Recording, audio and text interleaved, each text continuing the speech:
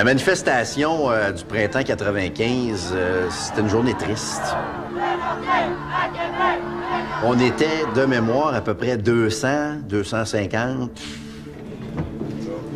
J'ai l'entente que jusqu'à temps qu'on annonce la vente, si jamais il y a un volte-face quelque part qui me permet de rester à Québec, tous ces papiers-là valent rien. Marcel Aubu avait toujours un lapin qui sortait de son chapeau. Malgré notre succès sur le plan de la gestion et de la mise en marché, la situation financière du club était devenue très alarmante. Et ce lapin-là, la dernière fois, il était plus là. La vente des Nordiques, je le comprends plus que quiconque, a de quoi rendre triste et morose. Les journalistes, ils croyaient pas. Ils croyaient pas à ça. Ils croyaient pas que c'était vrai.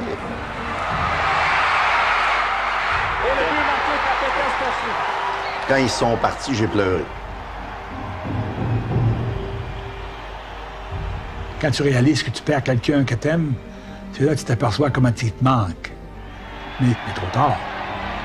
On va avoir besoin de l'appui de la population. Moi, je pense que la population va devoir se manifester. Les Nordiques sont de retour. J'étais plus optimiste que jamais. Les Nordiques sont de retour.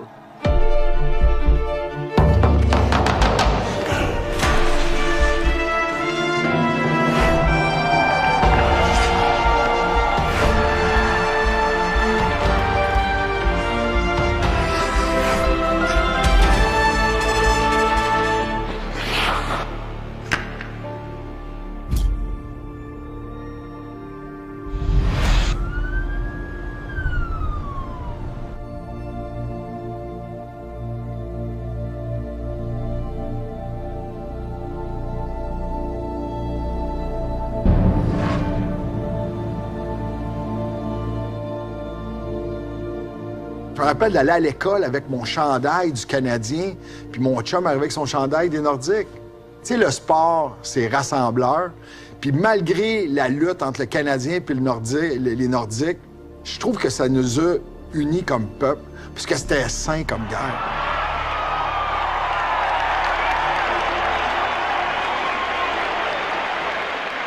On a fait une descente aux enfers incroyable. On a été malheureux, moroses, on n'était pas fiers de nous autres. Moi, je l'ai toujours senti de même personnellement. Dans mon estomac, je l'ai senti. Dans mon estomac, puis je pense que je suis assez représentatif de la population de Québec. Ça nous a fait extrêmement mal. Peut-être que les gens de Montréal l'ont pas vu tant que ça, mais il y avait une partie de nous autres qui nous a été arrachée. L'actualité sportive après les Nordiques, ça a été au départ un désastre, tout simplement. On a tenté l'aventure des rafales dans la Ligue internationale. Il s'est faufilé, Sweeney. Belle intervention. Et il marque! Oh, belle manœuvre de Bob Sweeney qui a vu la défensive du Moose s'ouvrir devant lui. On allait voir Steve Larouche, on allait voir Jason Ruff. Mario Roberge, aussi un gars de la région de Québec qui avait joué pour le Canadien, a joué aussi pour les Rafales. Je trouvais ça intéressant. Mario Roberge a été atteint d'une solide droite juste au début du combat. Mais c'était pas la même chose. On avait vu les meilleurs joueurs de la Ligue nationale avec les équipes adverses aussi, Gretzky, Lemieux, la rivalité canadien-nordique. Ça a été difficile de s'attacher à cette équipe-là, malheureusement. Les gens voulaient du hockey de la Ligue nationale, puis on essayait de leur rentrer dans la gorge. On va vous offrir une autre équipe. Vous êtes un public de hockey, vous allez vous accrocher. Ça a été un flop monumental. Au bout de quelques temps, ils sont partis. C'était prévisible.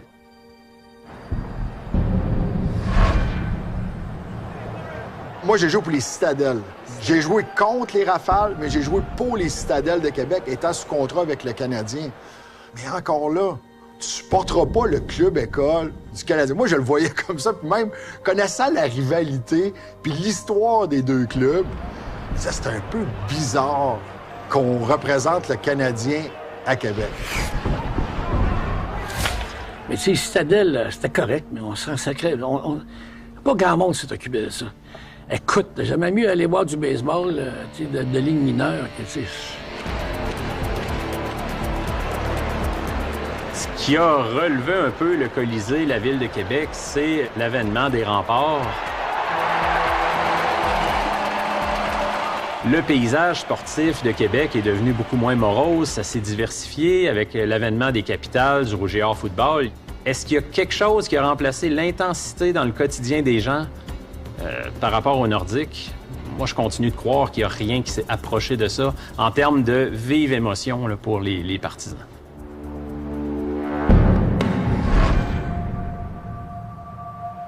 Les Nordiques quittent en 95. À partir de ce moment-là, 98, 2001, je pense, c'est la pire année de l'histoire du Canadien. Les séries de la Coupe Stanley commencent demain. Et pour les partisans du Canadien, il y a bien des questions qui se posent. Bilan de cette saison plutôt chaotique du Canadien. Est-ce que la présence des Nordiques rendait les Canadiens de Montréal meilleurs parce qu'il y avait une pression plus forte sur eux? Moi, je pense que la réponse, c'est oui. Parce que c'est la nature même de la compétition que de vouloir atteindre un certain niveau de performance parce qu'on est dans un environnement où la rivalité joue. Ronald Corré avait le pas sûr et la voix claire, alors qu'il savait que sa nouvelle arriverait comme un coup de masse. J'ai relevé Serge de ses fonctions. Il n'y a pas de stabilité au niveau de la direction du Canadien depuis que Serge Savard a quitté, finalement. Après mon congédiement, on a commencé à démanteler l'équipe. Lyle O'Deline puis Mike King, c'était un peu le caractère de l'équipe, puis on les envoie. Richer, Corson, c'était deux gars qui étaient sur le dernier tiers de leur carrière. Number 44 is back with us. On était les rechercher les deux. C'est redevenu avec une équipe ordinaire. De 95 à pratiquement 2010, là, c'est là que ça fait le plus mal. Là. Tout fait mal. Là. Une seule ronde de série en 6 ans, mais pour moi, ça s'explique aussi facilement que tu as échangé ton meilleur joueur. Pour le bien de l'organisation et également de Patrick Roy, nous en sommes venus à la conclusion qu'il était le temps de se séparer. Le fameux échange de Patrick Roy, pour moi, c'est ce qui a vraiment mis le Canadien dans des années noires. Va s'en suivre plusieurs directeurs généraux qui vont se succéder. T'as Régent Houle, évidemment, t'as André Savard, t'as Bob Gainé, t'as Pierre Gauthier, t'as Marc Bergevin. Puis je pense aussi que ça a été des nominations très sentimentales, tu sais. Des anciens joueurs adulés par le public montréalais. Tu tombes dans une spirale descendante, puis tu commences à prendre des mauvaises décisions.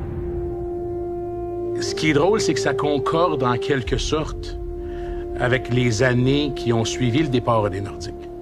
Évidemment que la Ligue a énormément évolué, l'arrivée d'un plafond salarial. Il y a eu 2 conflits de travail qui ont changé la réalité d'affaires de la Ligue. Fait qu'on peut pas attribuer les problèmes du Canadien uniquement à ça. Par contre, je crois vraiment que ça fait partie des facteurs qui ont nuit aux Canadiens dans les 20 dernières années. Passe arrière, c'était pour Savage, mais le juste préparait bien, mais Savage ne l'anticipait pas. Leach en attaque. De l'autre côté, le tir de but! Et encore une fois, c'est Brian Leach qui a profité de la maladresse du Canadien en territoire central. Quand tu perds ton ennemi, souvent tu perds ta raison d'être aussi. L'âme des Canadiens est partie en même temps que l'âme des Nordiques. L'Avalanche existe toujours, il n'y a pas d'âme. Le Canadien existe toujours, mais c'est une mode. Il n'y a pas d'âme. Il y a eu quelques bonnes saisons. Il y a eu des moments vraiment exceptionnels aussi pour le Canadien de Montréal. Mais somme toute, c'est pas comme si on était capable d'aller saisir l'opportunité qu'on avait d'aller chercher tout le marché. C'est pas comme si les Canadiens ont démontré, regardez, on est la dynastie, on est la plus grande équipe de l'histoire de la Ligue nationale de hockey. Ils n'ont pas été capables de saisir cette opportunité-là, selon moi.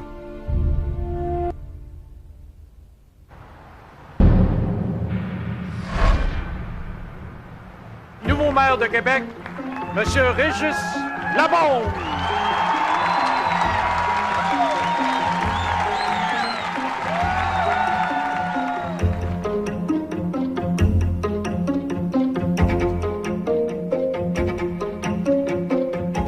encore besoin de l'appui de la population. Moi, je pense que la population va devoir se manifester. On est sur une terrasse sur Grande Allée, puis on se disait, qu'est-ce qu'on fait? Qu'est-ce qu'on fait pour mettre notre grain de sel là-dedans? Mes collègues savaient que j'étais un fan fini des Nordiques, donc on s'est dit que je pourrais être le porte-parole de ça. Et là, on s'est dit que j'allais devenir le président de la Nordic Nation. Et au début, on pensait qu'on allait peut-être se faire un genre de fan club sur le web. Finalement, on s'est rendu à 90 000 membres assez rapidement. Mes deux amis, Sébastien et Éric, à un moment donné, nous disent « Pourquoi on fait pas des voyages? Pourquoi on se déplace pas en gang? Pourquoi on va pas, justement, dans les marchés en difficulté, remplir les sièges dans ces amphithéâtres-là pour faire réaliser à la Ligue nationale que nous autres, des billets de hockey, on en achète. Nous autres, de la bière, on en boit quand on va au hockey et on peut être payant.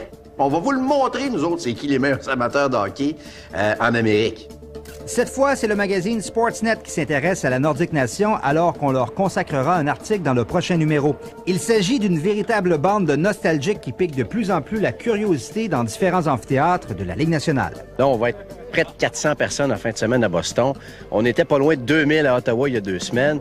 On fait parler de nous autres dans Forbes, dans The Economist. C'est fou raide, là. Je trouve que c'est une bonne idée à la Nordic Nation. C'est une bonne idée pour te faire entendre, une bonne idée pour dire aux gens... On est ici, gens de Québec, on est ici, on a un intérêt, on est en amour avec ce sport-là. En 2010, ça faisait 15 ans que les Nordiques étaient partis.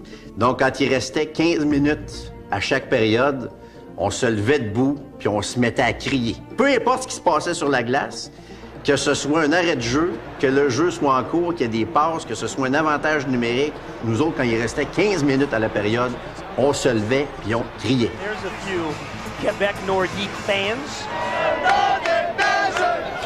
Tous ces petits gestes-là font en sorte que les gens à travers l'Amérique, à travers tous les marchés de la LNH, ont su à un certain moment donné que Québec voulait avoir un club.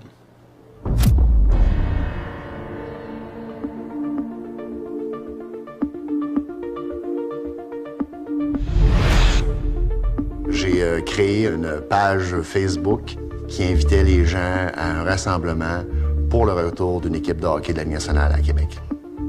J'avais planifié, moi, que cette journée-là devait se faire alors que les yeux de la Ligue nationale de hockey étaient rivés sur Québec parce que le Canadien de Montréal jouait un match hors concours contre les Islanders de New York le 2 octobre 2010.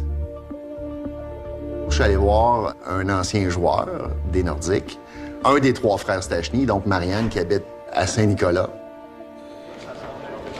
Il a contacté ses 2 frères. On a tordu peut-être un bras ou 2 pour être capable de faire venir Peter et Anton et on a tenu le secret le maximum de temps possible.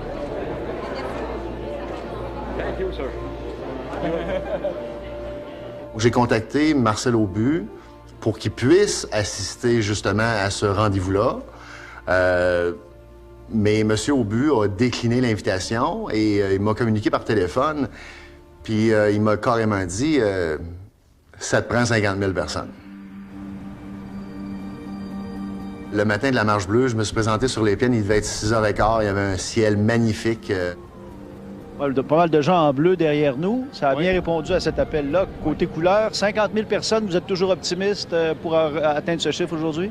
Absolument. Moi, je pense qu'avec la couverture médiatique qu'on a eue comparativement à d'autres événements qui ont attiré autant de nombre de personnes, j'imagine que 50 000 personnes, c'est facilement atteignable. Je compte sur la population, le beau temps est là, donc il n'y a pas de raison de ne pas se présenter ici aujourd'hui. Et je pense qu'il était 11h10. Il y a un monsieur qui s'appelle Daniel Gélina qui est venu me voir puis il m'a dit Mario, le traversier est bloqué, les 2 ponts sont bloqués, je pense que tu vas avoir du monde. Les Nordiques sont de retour.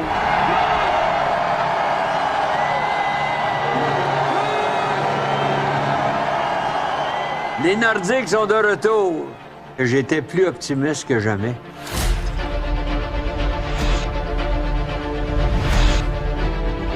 Là, on sentait qu'il y avait un momentum. Écoute, 75 000 personnes sur les plaines avec des chandails des Nordiques pour venir voir les joueurs des Nordiques. Moi, j'étais assommé de voir autant de gens, là. Regardez ça.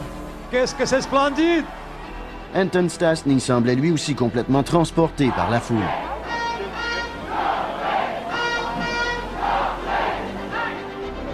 On avait les Alain Côté, on avait les Steven Finn, Michel Bergeron, Stéphane Fizet, Mario Marois, même des anciens joueurs de l'AMH qui étaient là.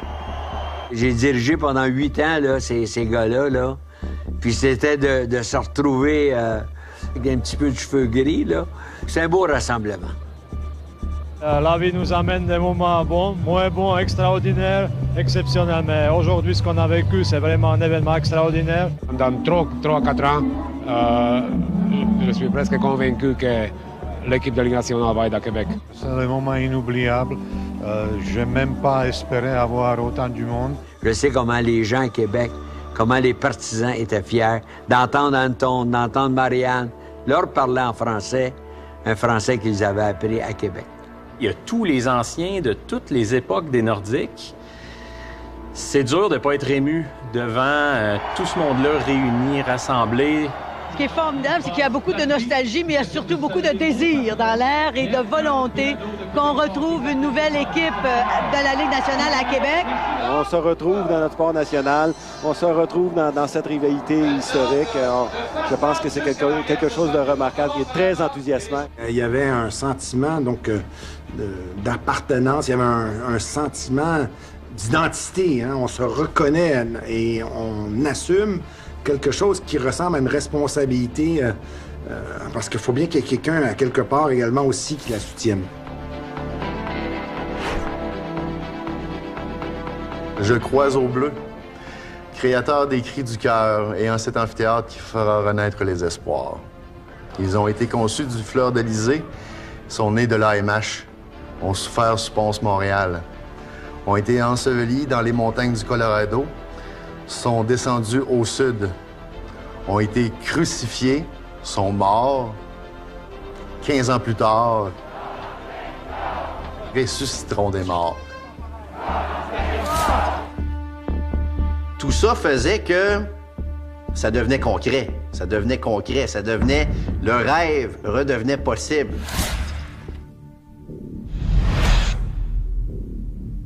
C'est plus une question de est-ce que ça va arriver le retour des Nordiques. À ce moment-là, on se dit quand ça va arriver. C'est ça la question du moment.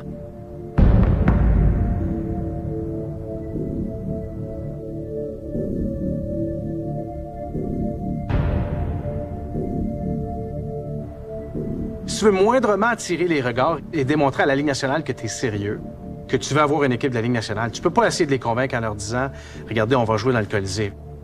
Comme on dit en anglais, c'est un non-starter. Direct en partant, tu viens de perdre l'intérêt, ils vont dire « Vous n'êtes pas sérieux ». À l'époque où Régis Labombe m'a bien me voir avec le projet d'un centre multifonctionnel, il y a d'abord un premier constat. Il y a une aréna à Québec qui a déjà 70 ans puis qui est en très mauvais état. On avait invité Régis Labombe dans la loge de Tanguay pour un spectacle de Star Academy. Il faisait 110 degrés. Fait on était tous d'accord avec le fait que probablement que ce serait une bonne chose là, que le Colisée laisse place à un nouvel amphithéâtre. Nous annonçons aujourd'hui que la Ville de Québec et le gouvernement du Québec ont conclu ensemble une entente où nous allons contribuer chacun à la hauteur de 50 % à la construction d'un amphithéâtre multifonctionnel jusqu'à concurrence de l'ordre de 400 millions de dollars. La présence ou l'espoir d'avoir une équipe de hockey, ça ajoute à notre volonté de le faire, mais c'est pas la principale raison. Ça peut pas non plus, parce que le gouvernement sait très bien à l'époque qu'on contrôlera pas la décision de l'attribution d'une équipe de hockey de la Ligue nationale à Québec. Ce que négocie actuellement la Ville avec ses entreprises, ce sont la vente de propriétés marketing, comme le nom de l'amphithéâtre ou le droit de versage pour une compagnie de bière, le bail de location pour l'avenue d'une équipe de hockey professionnelle ou le contrat de gestion événementielle de l'édifice. Voici celui sur qui le maire de Québec fonde désormais tous ses espoirs pour ramener dans sa ville une équipe de la Ligue nationale de hockey, le président de Québecor. Nous voulons aussi faire de cet amphithéâtre un lieu phare du spectacle, du sport et de la culture. Pourquoi le retour des Nordiques? Ça m'apparaît clairement une volonté d'affirmation, un sentiment national, une reconnaissance à l'intérieur de ce que nous sommes. Je nous souhaite que vos discussions avec M. Gary Bettman connaissent un dénouement heureux, parce qu'à partir de maintenant, je vous passe la rondelle. Ça prend également aussi un milieu économique fort, parce que dans l'amphithéâtre, il faut vendre des billets, il faut vendre des loges, il faut vendre des commandites. Et indéniablement, je pense que la Ville de Québec et le Québec en général, on a fait du chemin énormément là, au niveau économique. Alors, est-ce que tout ça participe d'assurer la pérennité de l'équipe, son potentiel de rentabilité? Moi, je le crois intimement. 1, 2, 3... Là, c'est vrai. On bâtit un amphithéâtre. On a les plans, on sait combien il va y avoir de sièges.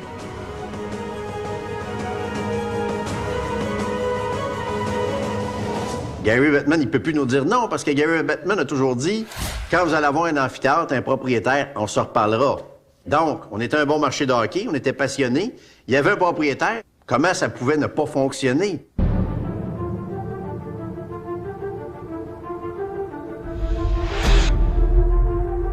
Quand le Canadien a été créé en 1909, être Canadien, ça voulait pas dire la même chose qu'aujourd'hui. Être Canadien, ça voulait dire être francophone.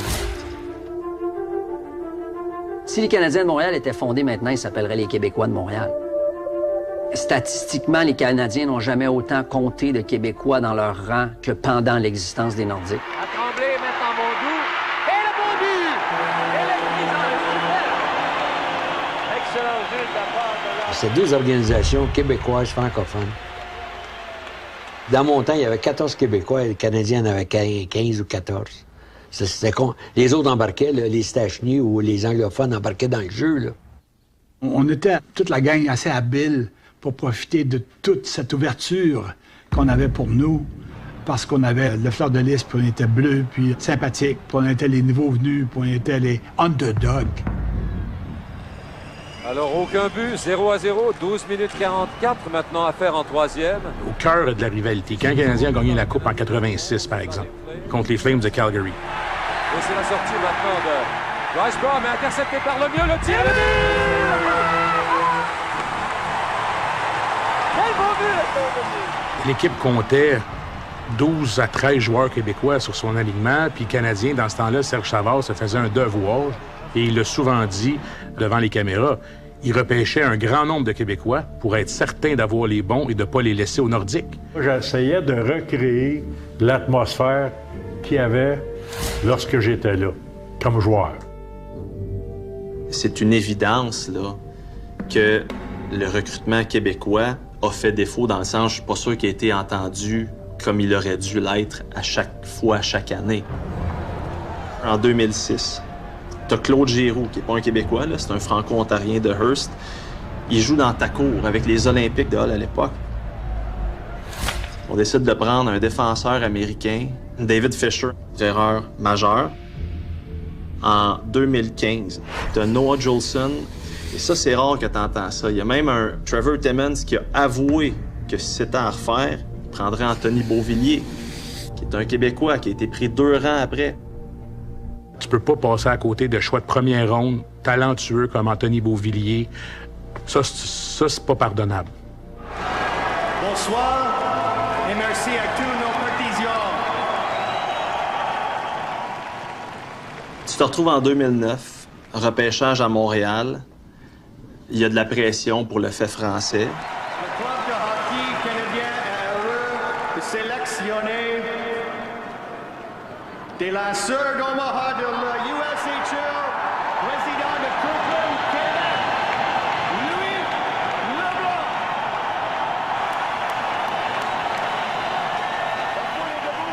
Là, il y a un Québécois disponible au premier tour. C'est un gars de Montréal qui a évolué à Montréal junior, midget 3.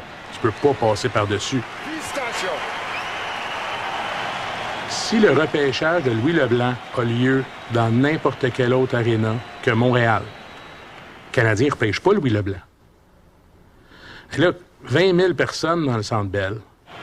Alors oui, c'est vrai, c'est un choix sentimental, mais ça ne veut pas dire que ça ne fonctionnera pas. Quand tu le regardes en recul un peu, Chris Kreider était disponible. Chris Kreider a marqué 50 buts cette année avec les Rangers. Il a permis aux Rangers d'accéder en finale de conférence. Fait que, ça nous a-tu servi d'y aller avec une philosophie du Québécois à tout prix cette année-là?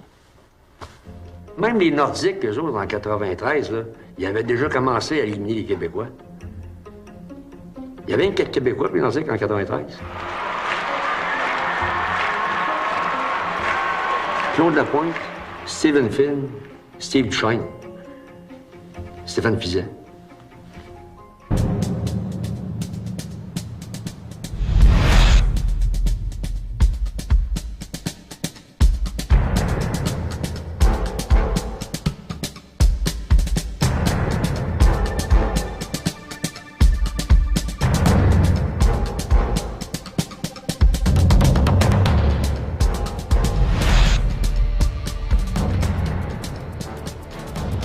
Depuis 2009, les Coyotes de Phoenix sont dans l'incertitude la plus totale. Plusieurs fois, on a cru qu'une relocalisation était imminente. Les Coyotes, ça a toujours été le club, je pense, le marché où tout le monde disait « il n'y a personne dans les gradins, t'es dans le désert, il n'y a personne qui écoute les matchs, c'est une équipe qui s'en va absolument nulle part. » Il me semble que c'est logique. Ça serait si facile. Mais la LNH a toujours été réticente d'imposer une date butoir, un ultimatum. Enfin, cet ultimatum est venu. La ville de Glendale devait épauler financièrement, c'est-à-dire laisser le gestionnaire de l'amphithéâtre gérer gratuitement l'amphithéâtre. Yay, Bloodsucker! Yay! All right! Reloading Bloodsucker! Yay! Ça allait tellement mal là-bas, on voyait pas comment ces gens-là pouvaient s'en sortir là-bas, les propriétaires tout croche, les propriétaires instables. Obviously, there are a number of alternatives, and we have to decide which one is the best for us in the short term. But is Quebec City one of those? I wouldn't rule it out. Le soir, très tard et en début de nuit, à cause du décalage horaire, on suivait les séances du conseil de ville à Glendale, en Arizona, pour suivre les votes, pour savoir si le conseil de ville allait approuver ou pas une aide financière. I find it difficult to conceive of why, if the council turns this down, we would want to keep the team in Glendale any longer. Il y a des gens chez Québécois qui m'ont dit que si ce vote-là n'était pas favorable envers les propriétaires de cette équipe-là, on avait une annonce à faire dans les prochains jours à Québec.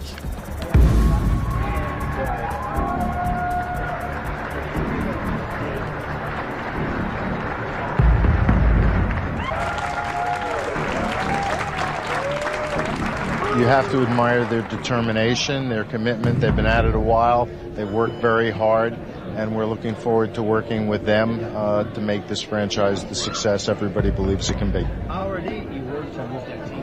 Excuse me? Already We're focused on the team being here. We're not going to talk about or speculate about what might have happened because we never got to that point. Pourquoi la Ligue nationale s'entête, après autant d'années, de sauver ce club-là et de ne pas les amener à Québec alors qu'on sait que ce serait à guichet fermé? Il y avait une logique pour nous de dire, ben voyons donc. Puis tout le monde le voyait, là. Que ce soit les partisans, les gens dans les médias, des dirigeants, des coachs, beaucoup de gens dans la Ligue nationale aussi se disaient, on perd notre temps avec les Coyotes de l'Arizona. Sauf qu'il y a un gars qui s'appelle Gary Bettman qui lui a dit, non, moi j'ai un plan. Tu sais, Gary Bettman, c'est un gars très intelligent. Je sais que les gens de Québec l'aiment pas beaucoup, là, mais c'est un businessman extraordinaire. Et la preuve, c'est que dans la Ligue nationale de hockey, les propriétaires, à part quelques-uns, il fait faire de l'argent à tout le monde. C'est un propriétaire qui t'aime, c'est parce que c'est un propriétaire qui fait de l'argent. La chasse aux coyotes est maintenant terminée, mais Québec n'a pas rendu les armes. Mais je suis convaincu qu'on va en avoir un à Québec. Puis c'est évident que plus la construction va avancer, plus on sera attrayant pour cette ligue-là.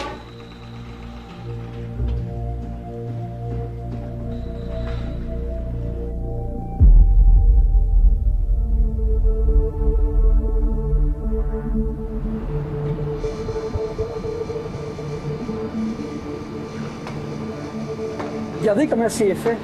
Ils ont coupé de biais. Ça veut dire que tu n'as pas de mur entre les loges.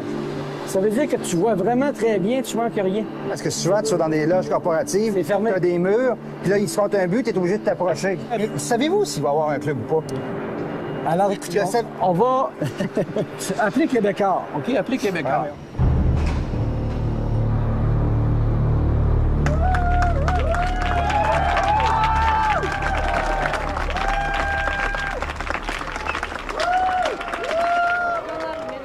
Mon adhésion au Parti québécois est une adhésion à mes valeurs les plus profondes et les plus intimes, c'est-à-dire faire du Québec un pays. Puis il avait le droit, c'est tout à fait légitime, c'est tout à fait honorable d'aller servir en politique. Moi, j'ai du respect pour ça, mais j'ai pas l'impression que le dossier des Nordiques a avancé cette journée-là. Tout le monde a le droit d'avoir des convictions politiques. Est-ce que c'est nécessaire de les exposer? Ça dépend de ce que tu veux faire dans la vie, tu sais. Tant que Pierre-Carl Péladeau va être à la tête de Québécois en espérant ramener les Nordiques à Québec, oubliez ça. Pierre-Carl Péladeau... C'est ce qu'il représente. Les propriétaires américains, ils regardent ça, ils regardent cette bébête-là qui a poursuivi l'Empire, qui a construit son père. On ne veut pas de casse-pied de même, là. On n'en veut pas. Il ne se fondra pas dans la masse. C'est une interrogation qui a été soulevée à quelques reprises. Moi, mon sentiment, c'est que non. Les Américains, ils sont nationalistes, ils sont souverainistes, ils sont fiers de leur pays, ils sont fiers lorsqu'ils chantent leur hymne national. C'est, selon moi, l'essentiel également aussi de ce qu'on retrouve lorsqu'on parle d'un Québec souverain. Ça n'a jamais été abordé. Non, ni de près ni de loin. Depuis plus de 2 ans, Gary Bettman refuse catégoriquement de parler d'expansion dans la Ligue nationale de hockey. Mais lundi, on a partiellement ouvert la porte.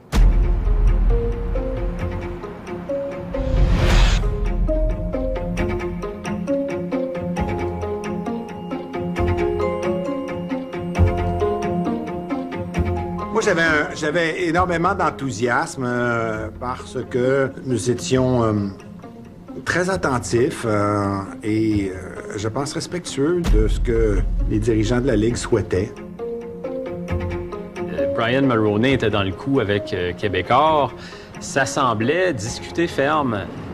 M. Mulroney, confiant que les Nordiques seront de retour au Québec, à Québec? C'est-à-dire M. Dion et moi et les autres, on a fait notre présentation. C'est maintenant entre les mains des gouverneurs de la Ligue nationale de hockey. C'est leur processus et leur décision. M. Mulroney, quand il s'engage dans la direction de représenter Québécois, il le fait parce qu'il y a cette passion. Il le fait parce qu'il souhaite également aussi le retour d'une équipe de hockey. Tellement qu'il voulait même devenir le gouverneur. Hein? Il a rêvé ça? Ben, je comprends qu'il aimait ça. On savait que Vegas était très intéressé.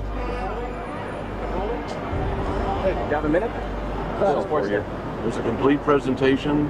Talked about our commitment to Las Vegas in terms of the fact that I'm a resident there and living there. Arena, background, economics of the team. Il y avait un buzz que les Golden Knights s'étaient réglés, c'était fait. Et là, on se posait la question, qu'est-ce qui allait arriver avec les Nordiques de Québec? Is there going to be a vote soon or before? There's no timetable. We have work to do. The committee is going to have to get together at least one more time, if not more, and we have to ultimately begin deliberations. There are a lot of issues and questions that are going to have to be answered before any decision can be made. Et moi, je m'imaginais déjà la confirmation, j'étais peut-être naïf, mais la confirmation des 2 équipes. Imaginez ça, l'équipe du désert et l'équipe du Nord. Il y a une certaine frénésie, il y a une certaine anticipation, mais en même temps, je voulais pas trop embarquer justement dans l'aspect célébrons le retour des Nordiques, parce que pour moi, tant que c'est pas fait, c'est pas fait.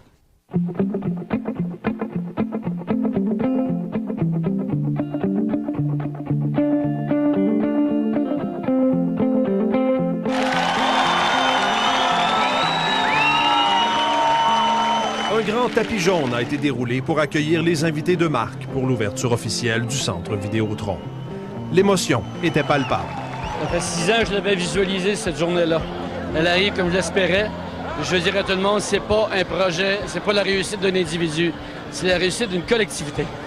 C'est votre soirée ce soir. Cette journée-là, pour ceux qui croyaient au retour, parce qu'il faut se rappeler, là, à ce moment-là, tout le monde y croit. Là. L'amphithéâtre est là, les Nordiques vont revenir. La Ligue nationale n'a pas le choix. Soyez un peu patient, là, parce que c'est impossible qu'il n'y ait pas d'équipe professionnelle ici.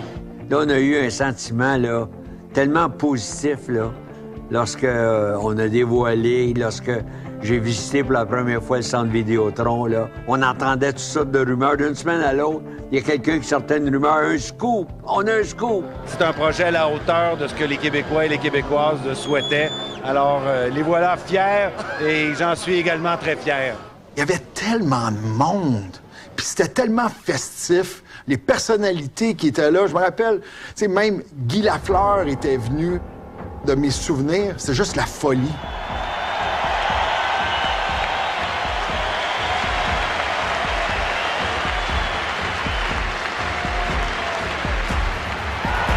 Et voilà, la rondelle est déposée, la glace est brisée au centre Vidéotron.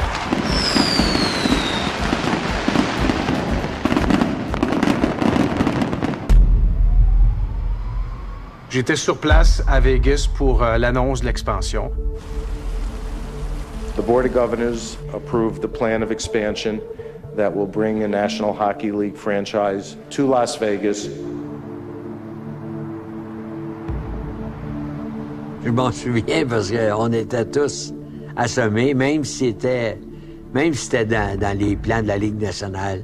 Le jour où on accorde l'équipe d'expansion à Las Vegas, les gens de Québec d'un côté, les gens de Vegas de l'autre, Gary Bettman et Bill Daly au milieu de la table, tu t'attends que les deux groupes sont sur place pour annoncer des bonnes nouvelles. Mais quand la réponse est arrivée et que j'ai entendu le mot « deferred », The board also decided to defer the application of Quebec City. Deferred, c'est on reporte, dans le fond, une candidature. On reporte jusqu'à quand? C'est quoi les conditions? C'est quoi le... Comment ça marche? À tous les partisans des Nordiques qui nous écoutent, je sais que vous êtes déçus. Ce processus d'expansion a été une étape, mais ce n'est pas la fin. Oui, certainement qu'on est déçus. Nous sommes déçus. Est-ce que nous en sommes surpris? Pas nécessairement. Une espèce de souhait, je pense, de la direction de faire en sorte d'équilibrer l'Ouest et l'Est. Est-ce que ce sont de véritables raisons ou c'est packagé en fonction des circonstances? Excusez-moi l'expression. On ne le sait pas. Je ne connais pas véritablement. Donc, quelles sont les motivations profondes de la direction? We haven't said no to Quebec City. We've said not now. De dire pourquoi Vegas au lieu de Québec, bien aujourd'hui, on en a le résultat. Vegas, c'est gagnant-gagnant.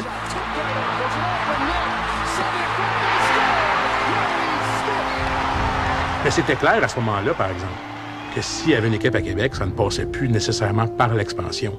Et la preuve, c'est que quand il y a eu une deuxième expansion, quelques années après, il n'y a pas eu de processus. C'était Seattle qui était ciblé. À Québec, la Ligue nationale doit se dire, on ne le sait pas encore.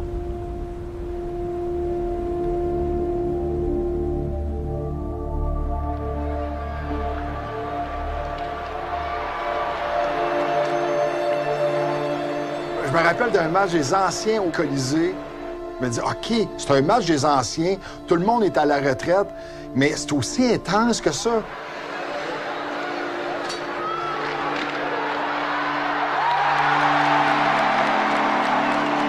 Bergie a commencé à bencher des joueurs. Puis là, les joueurs, des anciens Nordiques chialaient.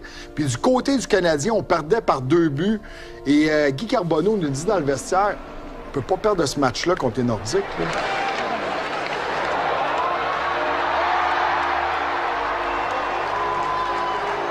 Fait que c'est là que j'ai compris c'était quoi la rivalité canadienne-nordique. Lafleur et Hart. Tu pouvais pas perdre contre Québec de croire que Québec est une petite ville. C'est sûr que moi, je vis ici, je la vois pas petite, là. Je vois des partisans de hockey, je vois du monde qui aime le hockey. Ramène les Nordiques, la prise de conscience va se faire. Ça prend 2 poissons dans l'étang, puis ça va brasser. Ici, c'est devenu pire qu'auparavant. C'est beaucoup plus violent. Est-ce que ça va dégénérer ou arriver au même niveau? Je pense pas. Mais je suis un de ceux qui aimerait savoir la rivalité encore.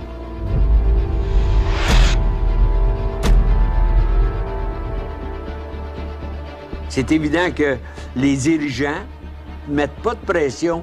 Tu sais, Jeff Molson à Montréal, s'il mettait une once de pression sur Gary Bettman, moi, je pense que les Nordiques pourraient revenir plus rapidement à Québec.